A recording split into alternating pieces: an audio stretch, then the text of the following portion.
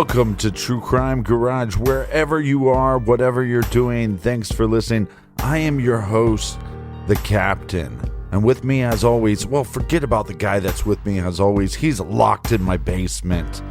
It's good to be seen. It's good to see you. Thanks for listening. Thanks for telling a friend.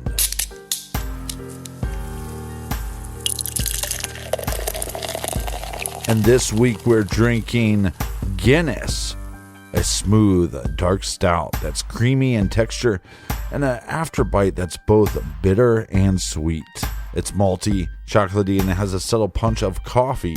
This classic brew originates from Dublin, Ireland, although I'm told by the Irish that Guinness only lives up to its reputation on Irish soil. Regardless, my dad calls it an adult milkshake, and I give Guinness 4.5 out of 5 bottle caps. To everybody that filled up the fridge this week, cheers, and to my Irish mates, I say luncha. Yes, B-E-E-R-U-N,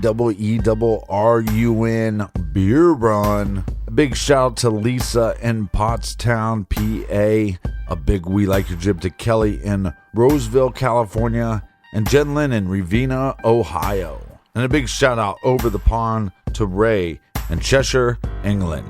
Check out the store this week for our new Halloween t-shirt and Halloween hoodie. And look for the Halloween posters coming to you soon. And that is enough of the business. Grab a chair, grab a beer, and let's talk some true crime.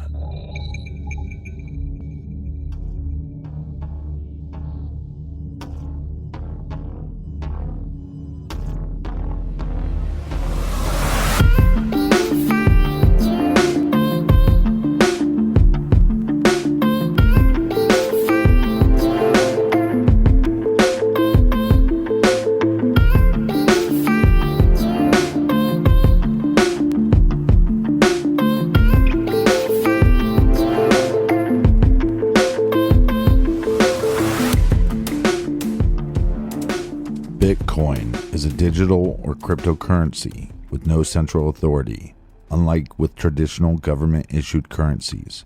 It was introduced in 2009, and there are many mysteries surrounding the founder of the technology.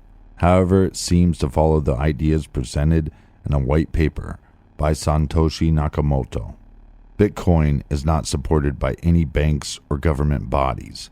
It utilizes cryptography to maintain its security. There are no physical coins or notes. Rather, balances are reserved on a public ledger with encrypted records. All transactions are verified by using a mass computer-generated process known as mining. Although major and developed countries, including US, UK, and Canada, allow its use, official international laws regarding Bitcoin are lacking, and it's not considered legal tender in any country, with the recent exception of El Salvador. Join me and Justin from Generation Y as we look into the mysterious death of cryptocurrency millionaire Gerald Cotten. This is True Crime Garage.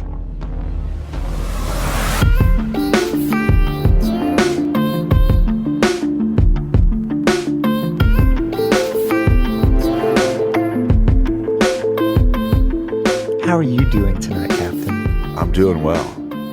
How are you? Well, I'm doing okay, but it's a Red Bull and Ritalin type of day. I'm struggling a little. Old R&R. Yes. Well, this individual that we're going to talk about, he probably took some Ritalin. I'm sure he did. Tonight's case is an interesting one. Would you call it a mysterious death? Yes, or maybe an unexplained death. We're talking about the unexplained death of Gerald Cotten, who otherwise goes by Gary. And he was running one of the largest crypto exchange in Canada. When somebody like that passes away, it's not that big of a deal, but he was very young at the time. So that's where some questions come in, among others. Yes. He ran a crypto exchange called Quadriga CX. Sounds like something from Star Trek. Yeah. And for anyone that doesn't know what that is, I would say think of a stock exchange. any kind of exchange where you can buy and sell some type of good. But because it's crypto, people kind of, their brain shuts off and they don't quite understand what cryptocurrencies are. I think of them as stocks, but you could actually use them to buy things too. But do you have a better explanation, Captain? Well, his business was a little different than most because it seemed like I could go onto their website and take $100, American dollars, and buy $100 worth of crypto, but it was not actually crypto. In this case, for his company, I could be getting this wrong, but it seems to me like it was a IOU for crypto. And that's not exactly out of the ordinary. A lot of crypto exchanges might not be able to fill your order immediately. Right. So they will have these little tags of IOUs, whatever you want to call them, and fulfill them over the next few days because they might not be able to do it immediately. Yeah, but what's interesting about his model was that their company charged you to make the transaction. So once you bought the $100 and whoever sold you the $100, both had to pay a fee. So it wasn't just like some scam business. The company was making millions just upon transactions. And he had a pretty normal life growing up, and he would end up going to school for business administration at York University School of Business. His parents were antique dealers. He was just a very normal, nerdy guy before he started dabbling in cryptocurrencies. Right. He had a few business ventures before Quadriga, which we'll talk about later. Quadriga was, as I said, it was a crypto exchange, but in order to become the largest crypto exchange in Canada, you have to legitimize yourself. You have to look like you are the real deal. And he created this from the ground up with his business partner, Michael Patron. They established a board of directors. They had a small office at one point. There's another way to make yourself look legit, and that's by creating fake user accounts to show that people are using your service. And I know some podcasters will purchase, reviews or followers for themselves to make themselves appear a little bit more legitimized. And I personally don't care if somebody does that, but when it comes to a exchange, it might be a little disingenuous. Well, it goes back to a couple of things. And one, if you want to know which podcast we're talking about, we're going to reveal those in a second. No, we're not going to do that. No. But if you go to iTunes and you see somebody's reviews that say, this podcast is nice, and then the next one is, nice podcast. This podcast is neat. Like, chances are those are fake reviews that the podcast bought.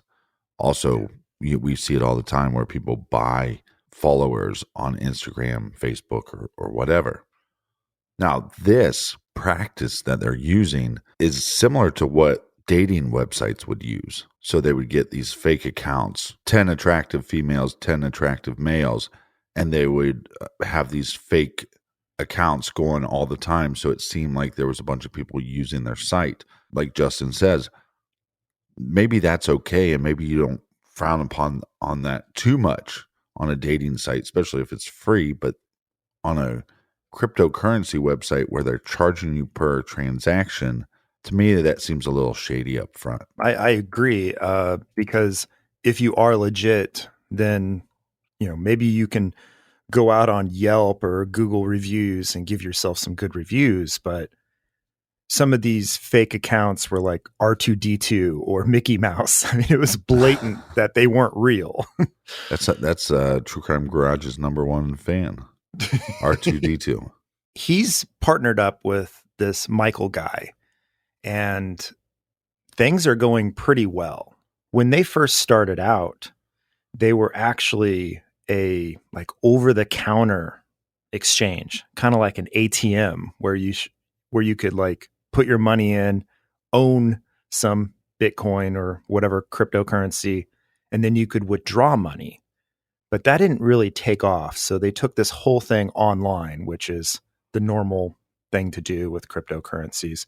That all happened. They established the company in 2013. And by 2014, it was reported that they were doing like $7.9 million in exchanges a day. And by 2017, they were doing over $1 billion in transfers and exchanges a day. Wow. And like I said, they are charging their users for every transaction. And it might be just fractions of pennies, but still that adds up. If I didn't mention it, Captain, he's running this entire thing from his MacBook Pro. When you hear this, it seems so made up. Yeah. And when you start thinking of the idea of like a Ponzi scheme or something like that, to me, a company that is doing transactions, like you said, billions of dollars, I'm expecting them to have a campus somewhere, multiple buildings, tons of employees. Once you find out that Gary is running the whole operation on his MacBook, was it even a MacBook Pro?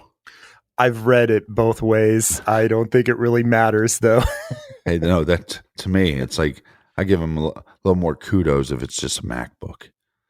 He went the cheap route. Could you imagine if your laptop broke and you had to go to the Genius Bar and deal with one of those guys to try to get your $1 billion company back up and running?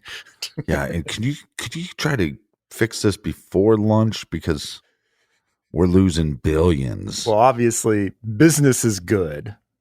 His business partner, Michael, he's got a love for expensive cars and a lot of luxurious things in life. And at this time, from 2014 to 2017, crypto is booming. The prices are going up. Bitcoin is gone from, just thousands of dollars up to $10,000 for one coin. Right. But in 2017, things start to take a hit. Crypto's value is tanking. So business investors they start to try to withdraw their money. And normally you can just put in, sell your crypto, put in the withdraw form, and within 48 hours, you're going to have your money. And 48 hours, I would say, would be a long wait time. Right. Because usually, at least in today's time, you can have it pretty instantaneously, if not within hours. Maybe in 2017, that process wasn't quite as panned out. I mean, when crypto first started back in the day, it was hard to buy crypto. There wasn't all of these exchanges and apps on your phone that you could buy. You had to go to some shady sites to get it. So investors are trying to withdraw. They're not getting any response. They're emailing customer service, who's then telling them to open a trouble ticket. And then their trouble tickets have an SLA or a service agreement time. They're not hearing back. Some of them are waiting months. So people are upset. The investors who have hundreds of thousands, if not millions of dollars wrapped up in this, are going online, going on Reddit, complaining about this, and even starting to file lawsuits. This is one of the things I heard that made their company unique, is that it seems like other companies you would have to almost like apply to get your money out, and theirs was supposed to be more like readily available. So the fact that once people started trying to pull their money and they didn't have these stipulations in place, this screwed them from the get-go. And they had what we call third-party processors. And the only way I can explain this is if you go to, say, McDonald's or Starbucks, when you pay for your coffee, their point of sales machine is probably owned by a third party who's going to process your credit card and do all those things. Well, they have third-party processors. One's called Crypto Capital. These processors take a fee also. But with all of this legal rambling going on, Quadrica is blaming their third-party processors and blaming some of the banks they use for the slowdown. Right. This is just pointing the fingers and don't blame us. They also have one of their fund holders is called Custodian, and they had, I think, $28 million in funds. And Quadrica is saying, no, they have our funds and we can't pay you until they pay us. Right. Now, let's go back for a second, because back to these fake accounts, right? Did you see a breakdown on how they think that the company started kind of getting upside down? No, go ahead and explain it. Yeah. So one of the things that they were doing is like we said, he's running the whole company from his laptop. What we should say is, before Gary Cotten gets involved, I don't like calling him Gary. I'm going to call him Gerald. Yeah, that's fine. Old Gerald Cotten gets involved. They did have some buildings. They did have a few employees, but once he got involved, no offices, no nothing, just his laptop. Well, he could go on in the middle of the night and just basically create like a fake 1,000 Bitcoins. And then he could start selling those to people. And every time he's selling, $100 here, $50 here, their company's making money off those transactions. So he would do this, and he actually created, I think, multiple fake people. And I don't even know if his business partners knew he was doing this, but it reminds me of Shawshank Redemption, when you find out that Andy Dufresne created a fake guy and started funneling a bunch of money to that account. So, but then what happens is, if, let's say, we have $1 million in the pot, and I start adding money that was never there, and now people are buying that, eventually, if I keep doing that, once people go to take their money, there's not going to be enough money in the pot. You have to rob Peter to pay Paul. The question then becomes, to me, for these guys and his, Michael, his business partner, why were they doing this? Because they were making millions just off of transactions. Cryptocurrency is like David Copperfield, right? It's like, it's magic. You can't see it, can't touch it. But it's so funny to me that these guys that are getting into these cryptocurrencies, like you were saying, Michael, for example, had a love of expensive cars. So they're using this fake entity, basically, and making money off this fake entity to buy actual material things. I just kind of find that a little ironic. Regardless of whether this business is legitimate or not, that's actually how a lot of places function. It's almost like fake it till you make it. Right. And, if he can create fake Bitcoins to sell and dump them into the pool, I mean, that's just like the Federal Reserve just printing off more money. Right.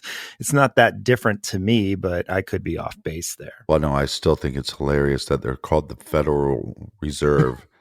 They're not federal at all. There is very clever name. They're as federal as Federal Express. Exactly. At the time where these lawsuits and things are happening, his business partner, Michael, actually steps down and is just a shareholder in the company at that point. And Gerald is running the show. Gerald, at this point, has his long-term girlfriend, Jennifer Robertson.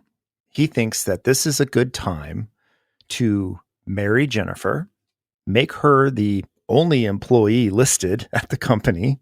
They're going to honeymoon in India. They had their eye on sponsoring a orphanage for children in India.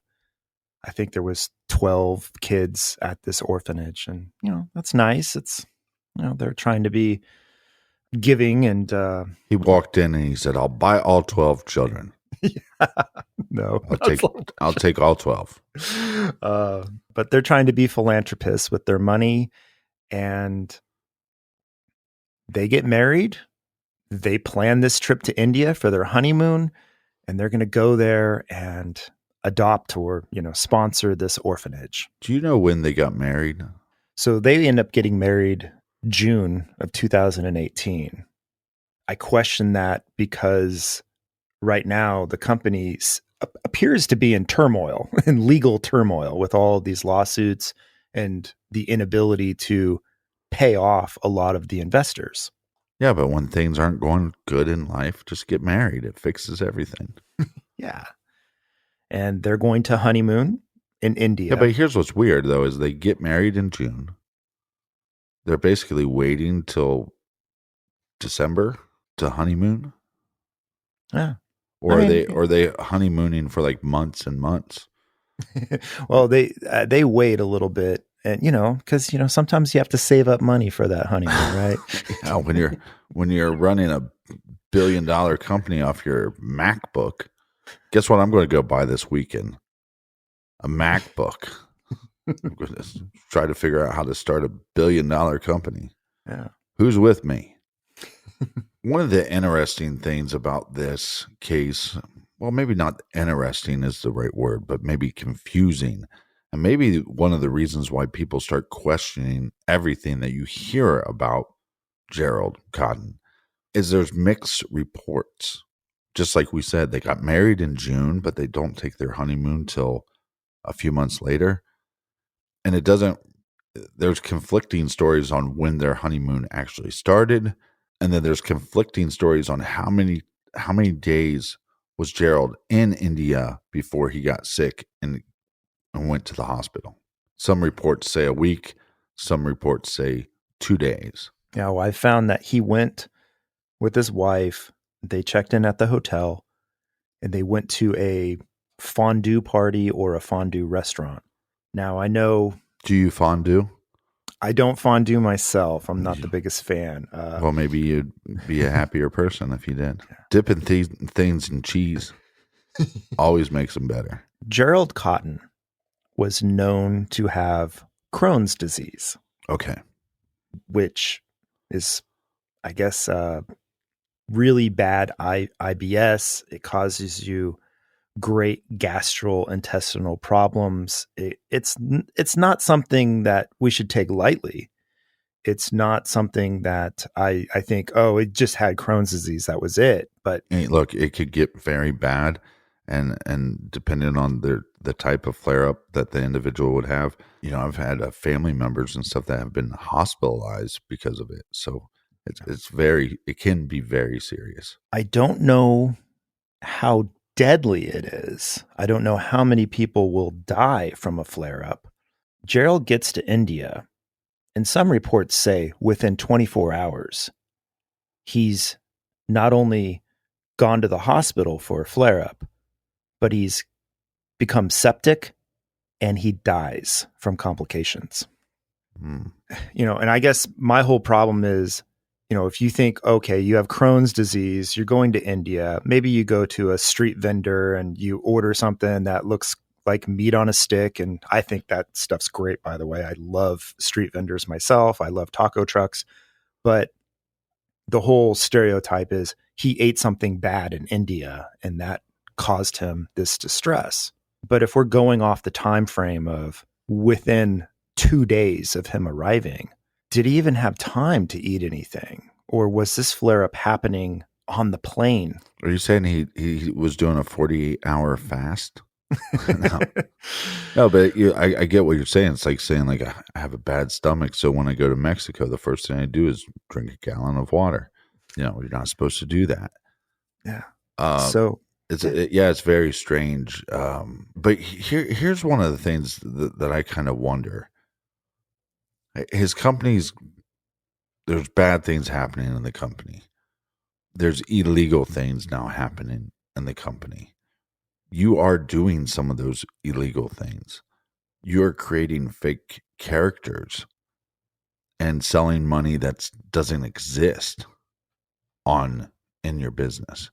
I wonder, because of the Crohn's disease, if he didn't also have like some ulcers and some other stuff that was going on due to stress. And that maybe he wasn't aware of because he's feeling like certain types of pain and but he's dismissing that as his Crohn's disease. It's very possible. I agree. I would be stressed out just the fact that I'm running the company off of a MacBook. He's at this hospital. He is declared dead. His wife now organizes or, sets up transport for his body to be transported, I guess, back to the hotel so they can find somebody to not really do an autopsy, but do embalming, because they've already got the diagnosis from the doctor at the hospital that he died from like acute gastrointestinal problems. Right. So they find an embalmer. They take his body there. This embalmer says, hey, he didn't come directly from the hospital. He's been moved around. You didn't follow protocol. I'm not going to embalm him. So she takes his body back, and they find a medical school, med students, to do the embalming of his body. This is India. Maybe there is protocols and procedures. There's language barriers. Maybe this is legit, but it seems like there's a lot of paperwork and moving around of his body at this point before she's able to get him embalmed and then arrange transport for him to go back to Canada, to Nova Scotia, where they live. And the 12 children at the orphanage, they're left high and dry. If I was one of those kids in that class, I'd go, "You liar. You told me I was getting new shoes." Not. And that happens on December 8th is when he goes to the hospital. Nobody knows he's dead. There's no announcements made, nothing. For a month. Quadriga is still business as usual. People are still depositing money into it, still trying to do their exchanges, everything. They have no clue. But it's a month later that his wife posts, "It's a sad day. My husband, Gerald Cotten, has passed away."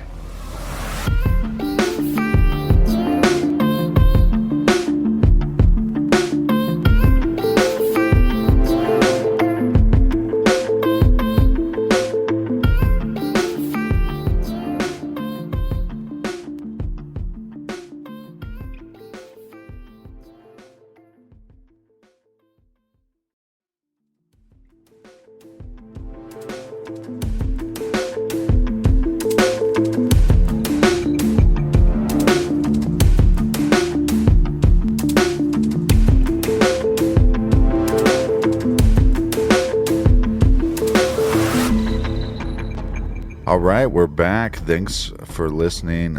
Cheers.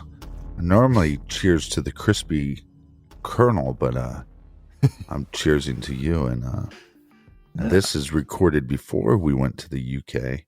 Yes. But I'm sure we're going to have a couple drinks in the UK. So I'm sure we will. That's going to be a fun time. So let me try to wrap my head around all this. They go to India. They're there less than 48 hours.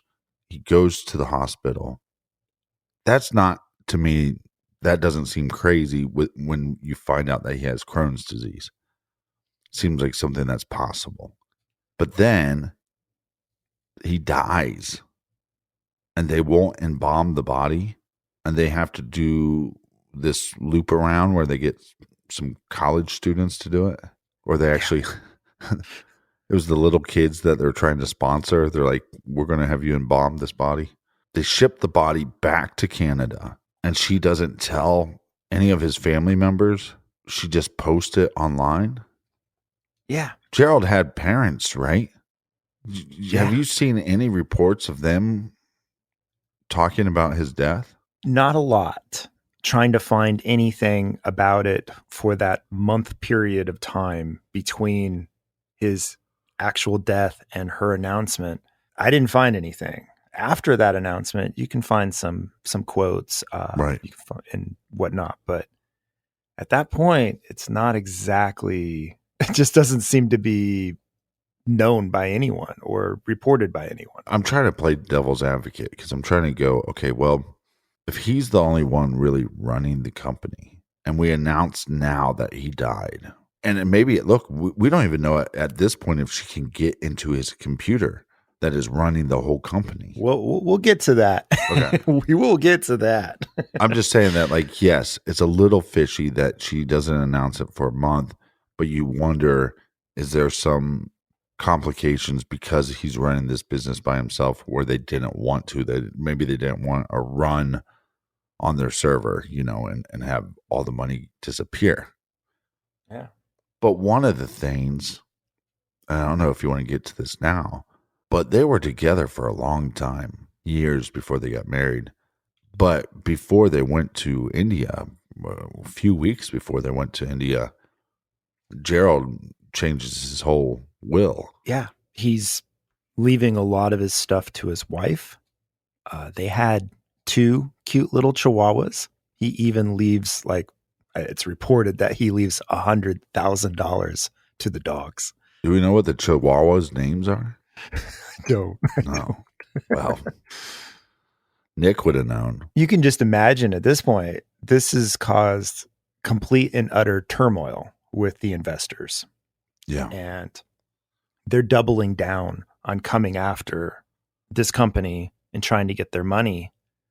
The Canada Revenue Agency and their security and policies folks are now coming after this company.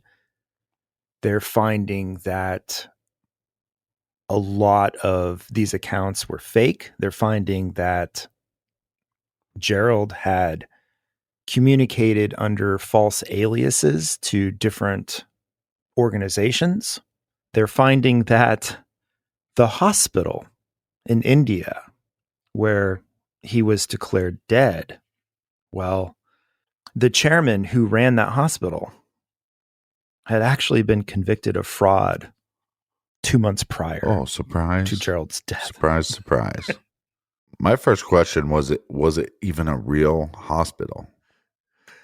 I mean, I don't live there. I have never stepped foot in the place, but according to the documents, sure. It's a real hospital ran by fake doctors. This government agency comes after Jennifer and says, all right, you need to hand over his laptop. You need to hand over everything related to the company, including all the passwords and passphrases to access it. And what does Jennifer say? I don't have them. The sole owner and proprietor of this company, who is delegated all of his stuff to his wife, who is the only employee of the company. Right. He dies and she doesn't have a single password. I have a hard time trusting people when I see that they have a passcode on their phone. Like, what are you trying to hide? Why does everybody in this world need a passcode? I wonder with this laptop, and this makes a difference if it's a MacBook or a MacBook Pro, because the MacBook Pro has like the finger identifier. So they could chop his finger off and she could like carry that around on a keychain and use it to unlock the laptop. They find that he had made several transfers or deposits of money from the company to personal accounts, ranging from $100 million to tens of millions of dollars right before his death. And it's said that his laptop alone had $250 million in crypto locked up on it. Jesus. $250 billion. Now, he was buying some stuff. I don't think he was known to buy sports cars or anything like that, but he did buy some properties. And he bought a $600,000 yacht. Shit. Like, hey, that's baller money, he's right? Like, yeah, I'm not I'm just not really into cars. I buy a yacht. He didn't even know how to sail at the time of this purchase. Right. He literally had to take sailing lessons. Normally when you teach your kid how to drive a stick, you let them figure it out on like a Honda Civic from, the 1980s. You don't get them a Ferrari to figure out how to drive a stick. But here he is. He's got all the money in the world. He can do whatever. He buys a $600,000 yacht. Who does he think he is? Conor McGregor? They find out that his wife, Jennifer Robinson, she's changed her name 4 times. Now, she had been married and divorced, so some of those name changes could be explained. But well, how many times was she married? I mean, look, if you're married 4 times and you change your name 4 times, fine, right? Wasn't 4 times. But why are you just changing your name for no reason? As we can assume, the Canadian government and law enforcement is not happy with this. So they get search warrants and they raid his properties. They're able to recover some hard drives. They're able to recover some of the funds that were missing. Ernst & Young had the ability to do recovery on these drives and break some of the encryptions, I guess. They found that an account for someone named Chris Marquet had transactions in excess of $220 million. That's a lot of money. But who is Chris Marquet? Exactly. I mean, I know who he is, but would you want to tell the listeners who he is? Oh, go ahead. Go ahead.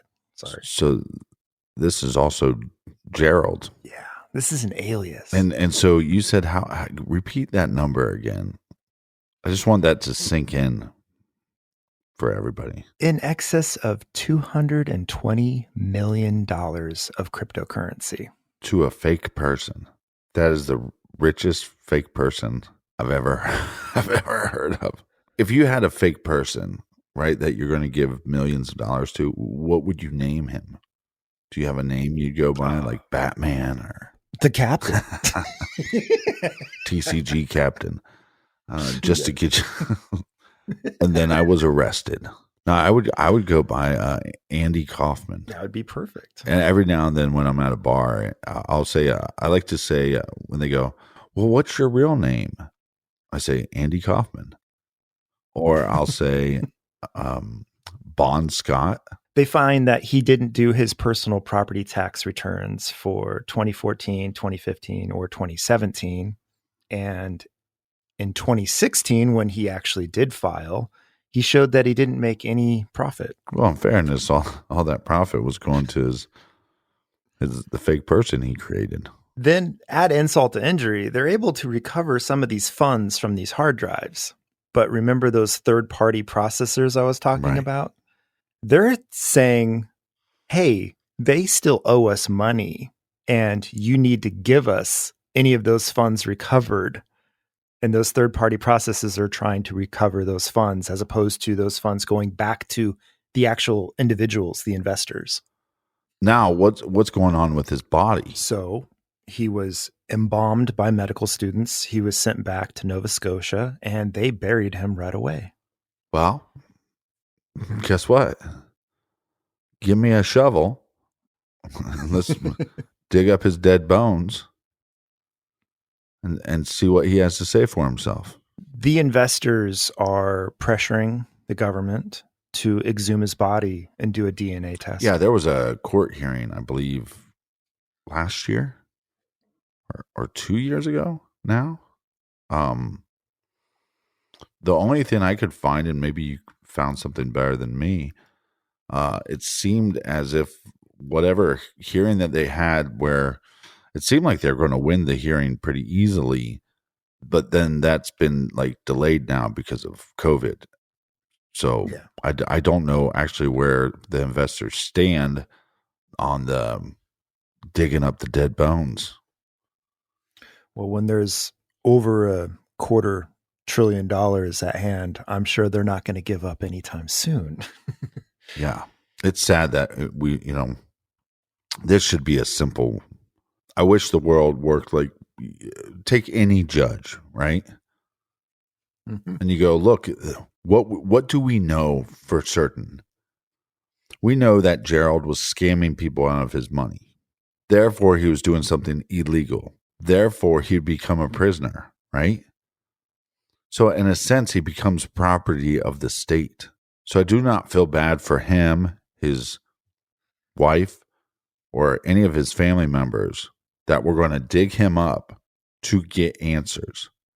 Sometimes when they want to dig somebody up, I go, hey, they didn't do anything wrong. We should stop, especially these cases where it's like they dig up the body multiple times and do multiple autopsies. And it's like by the third autopsy, it's like, can you even buy anything that the doctor is saying?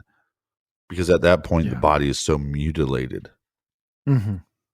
But in this case, we would know, is there is there really a person there, or is this guy off somewhere else, and then he becomes a fugitive? We talked about other partners in crime here, like his buddy Michael, Yeah. Patron.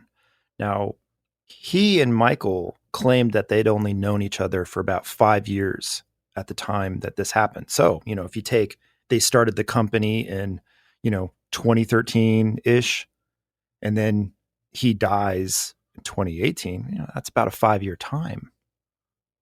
But as further investigations into this Michael guy goes, they find that Michael used to run a website that was the first kind of shady crypto exchange website. He created a website called Talk Gold, and Gerald, as a teenager, went and joined this website. That's where he met Michael. They would go on to create other sites. I think one was called S&S Investments, and this had a crypto, I guess, currency called Midas Gold. And it was run by I use bank with air quotes, called Liberty Reserve. And Liberty Reserve was allegedly ran by an American in Costa Rica who laundered money. So you take your drug money, you take your human trafficking money. Yes. You go to this website, you buy this Midas Wait, hold on a Gold. second. Can you tell me that website again so I can write it down? It's not there anymore. So you're saying, so now what should I do with my drug money? So they go there and they buy this Midas Gold, which then gets processed, however, through Liberty Reserve, who then would turn around, convert it back into fiat cash for a fee, hand it back to you, essentially laundering the money. That's awesome. It's like, now, Liberty Reserve, it's like real life didn't keep, Ozark, right? Yeah, exactly. But it's all digital online. Digital Reserve did not keep any records of their clients, any kind of database, so you could track who was buying this and withdrawing it. Yeah, I'm going to call my company Liberty Federal Financial Responsibly Conservative Reserve. Liberty Reserve was reported to have over 5 million users and over 8 billion in assets. So this is so basically what you're saying is investigators have now figured out that this was a scheme all along, and that they knew that they were going to, like, no matter. It's almost like they came up with this scheme and they didn't expect it to blow up and become somewhat legitimate, and it did. And that actually throws a wrench into their plan of just having a scam service. Because Quadriga CX was platformed on Liberty Reserve. Oh my God. Wow. Michael Patron, I don't know what his real name was because he was actually arrested for identity fraud as Omar Danani. What's with everybody changing their names? I just don't trust people that don't use their real name. Those use your real name. Be honest, people. Says the captain. I have a boat. I have a yacht. $600 million yacht. I'm just messing with you. Gerald, which is using aliases, creating fake accounts, fake people. We have Michael, his partner, using aliases, creating fake individuals. We have his wife that has changed her name multiple times. Some, like we said, if you get married and divorced, then you'll change your name there and you'll change your name coming back. But it's still strange that she's changed her name multiple times. I think that these investors are very justified in their complete and utter disbelief that Gerald Cotten has died. But just one more detail for you. His name's Gerald Cotten. His last name is spelled Cotten. On his death certificate, it's spelled Cottan. He does have stomach issues. That's why I'm like, it's not impossible that, and with the stress that he, look, and I don't feel bad for him because he is the one that put the stress on him. I wouldn't put it past him that something bad happened, or maybe he even like committed suicide, and for whatever reason his wife is covering it up, because if he committed suicide, maybe she wouldn't get certain things. So I wouldn't put it past him that the death is not real. I'm not saying it is real. I'm just saying it's possible. People die in their 30s. People die from stress related complications, especially with somebody that has something. Look, Crohn's disease normally will not cause death. But if you're super stressed out because you're creating fake people and you're creating fake money and you have millions and millions of dollars that are technically not real and millions of dollars that you owe to people and you don't have the money to fund that because you just bought a giant yacht, this can cause some stress issues. So it's possible that he could have died. It's possible. I'm leaning towards no, he didn't. I would bet my cryptocurrency on the fact that he's still alive. Now, what's interesting though is in this case, as opposed to so many other mysterious deaths or unexplained mysteries, I think we're going to get answers to this. Because if they finally get a judge to sign off to have his body exhumed, we'll know. And at that point, it's either A, there's not going to be a body in that grave. B, there'll be somebody else's body in that grave. Or nobody, right? You think it's now, yeah. Okay. Now if we're going to bet cryptocurrency, I'm betting he's not there, right? But I'm also betting that there's just not a body. And here's where I think he's screwed up. I don't mind so much that the death certificate has like the name spelled wrong because he was in a different country. Here's what gets me. Because Gerald doesn't seem like a dumb guy. So here's my issue. And this is the part that pulls me back. And now if you said, okay, you have to bet, right? I would bet that he's not in that grave. But if you said, well, you don't have to bet all of the money. There's a 10%, 15% chance that I go, this is real. He actually died. Stress, whatever. And the proof is he could have been cremated, right? And I don't even know like how well like DNA tests work on ashes. So as long as I think you could get like human remains, you could come back and go, well, here it is. You think about how easy that would be.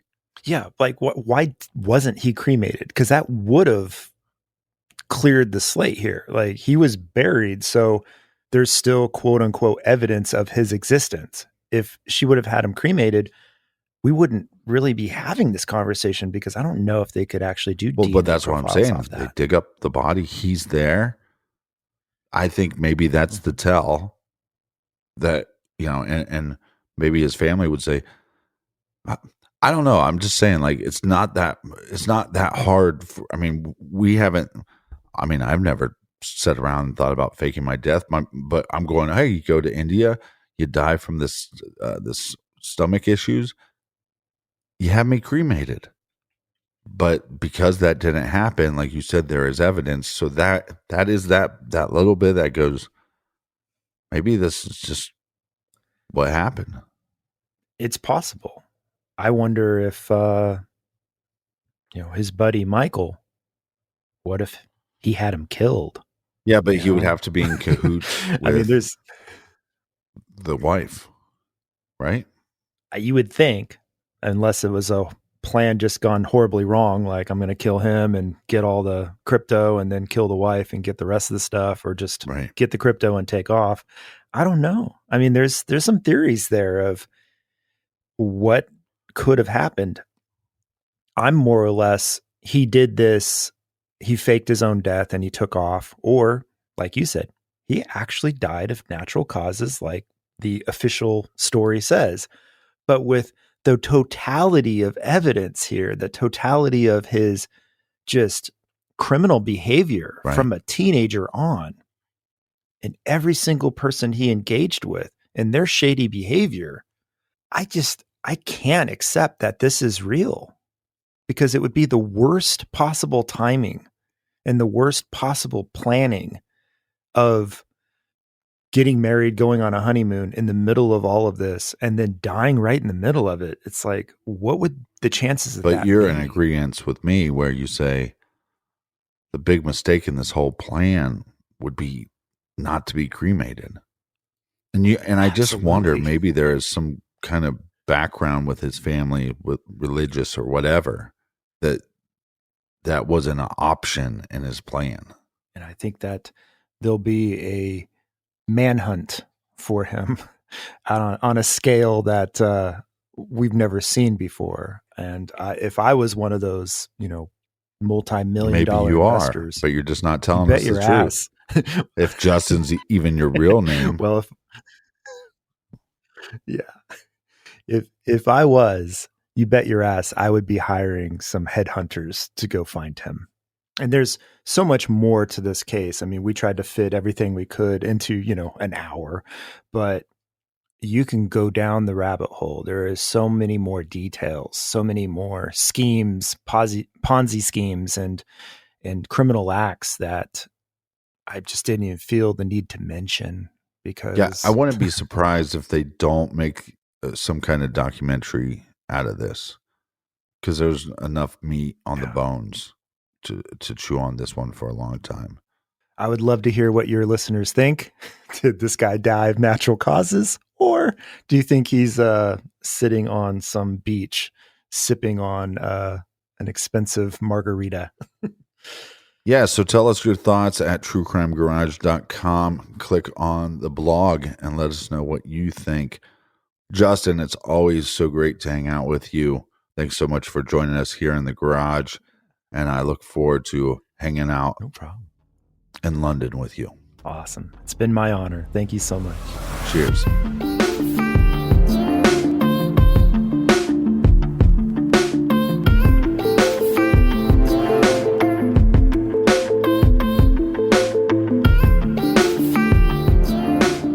Thank you so much for joining us here in the garage for everything true crime. Check out truecrimegarage.com and make sure you go and listen to Generation Y this week with Nick and Aaron, or the Crispy Colonel and Aaron. And you can check Generation Y out wherever you listen to podcasts. Until next week, be good, be kind, and don't litter.